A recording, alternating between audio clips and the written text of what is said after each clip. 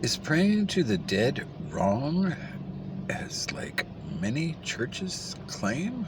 Well, I guess it just depends, because I have prayed for people after they died.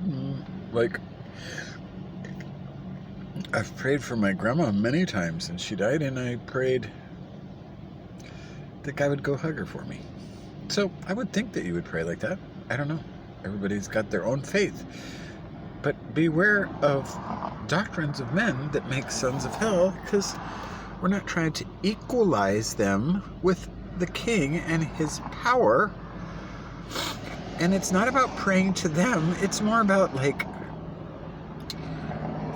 loving them through this time, as if they are coming back and will be raised first to be with us, we would want to miss them and act like, oh Lord, I wish they were here, because they will be soon, maybe. Isn't that the idea?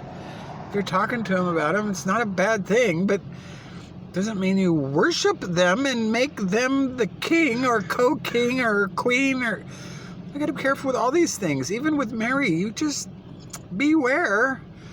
The doctrines of men make sons of hell everywhere, in all the churches. And I'm not anti-Catholic by any means, because it means Universalist,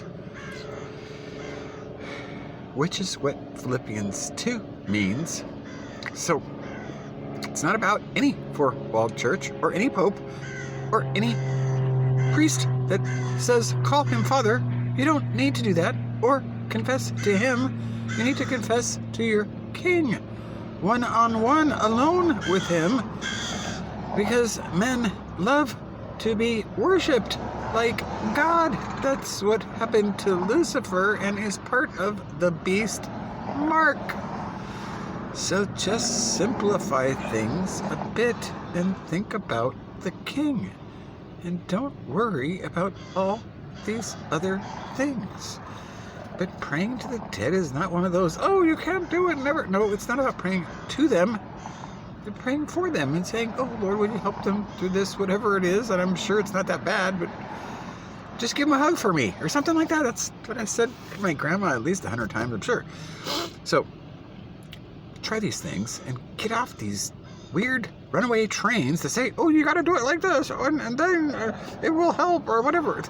They don't need your prayers. You could pray for the angels to have help, because, you don't need to pray to them. Pray to the king who's directing them. Like, you would talk to the conductor of the orchestra, not the violin player, to see how the orchestra plays better or something. You see what I mean?